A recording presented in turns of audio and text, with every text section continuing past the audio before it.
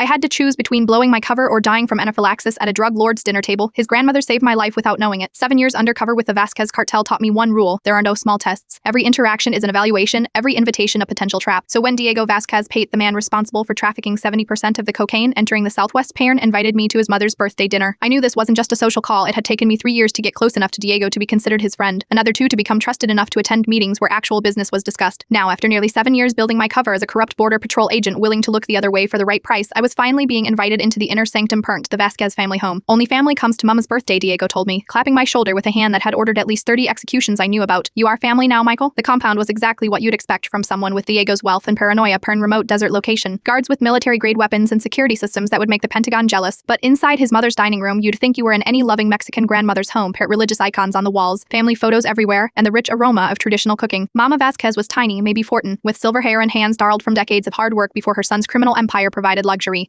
She embraced me like I was her own grandson, chattering rapidly in Spanish about how Diego never brought friends home. Then she proudly presented her specialty, pert chile rellenos stuffed with a mixture of cheeses, spices, and what I immediately recognized as shrimp. I am deathly allergic to shellfish. Even trace amounts send me into anaphylactic shock within minutes. My EpiPen was in my car, searched and left outside the compound dates. Diego was watching me closely. Mama made these especially for tonight, an old family recipe she only makes for special guests. Everyone at the table, Parn Diego, his brothers, his top lieutenants, part fell silent watching for my reaction. In that moment I understood perfectly. This was the test, not just of respect, but of my identity. A real corrupt border agent with my roquet wouldn't hesitate, but a federal agent with a documented shellfish allergy would. They knew, Shapel, they knew. This dinner wasn't invitation, Mert was an execution. I picked up the chile relleno with my fingers the way the others had, and took a large bite. The flavor was incredible, Parader, which made the situation even more tragic. This might literally be my last meal. Delicious, I said, taking another bite, feeling the familiar tingling begin in my lips. Best I've ever had. Diego's suspicious expression softened slightly. I kept eating, fighting the panic as my tongue began to swell. By the third bite, my airways were starting to constrict. I could feel hives forming on my neck, hidden thankfully by my collar. Diego was still watching, but now he was smiling, pouring tequila, relaxing. I'd passed the test, Parader, but at what cost? I estimated I had maybe 5 minutes before I'd be unable to breathe. Even if I confessed now, the compound was 30 minutes from the nearest hospital. That's when Mama Vasquez looked at me sharply. Her eyes narrowed, taking in details her son had missed parent, the sweat beading on my forehead, the slight wheeze in my breathing, the redness creeping up my neck. She suddenly shouted something in Spanish and slapped the remaining food from my hand. The table fell silent. Diego's hand moved toward his waistband where I knew he kept his gun allergic. The Erdic, she shouted in broken English, pointing at my increasingly red face. Why, you know, say Rienid men in pride. She hurried from the room, returning with a small wooden box of homemade remedies. Diego was standing now confused but alert, hand still near his weapon. His mother pushed him aside, forcing some bitter liquid down my throat, then pressing what smelled like crushed herbs against my neck. My cousin's same allergy, she explained, working quickly. This help until hospital. Whatever folk remedy she'd given me wasn't going to replace epinephrine, but it seemed to temporarily slow the reaction, Perrin, just enough that I could rasp out. Didn't want to insult your cooking. The tension in the room broke. Diego laughed, slapping the table. This crazy gringo nearly dies to not offend my mother's cooking. That's respect. Within minutes I was being rushed to a private doctor on Diego's payroll, Pert, one who didn't report to authorities. The doctor gave me proper treatment while lecturing me about the stupidity of hiding Alties. When I returned to the compound the next day to apologize,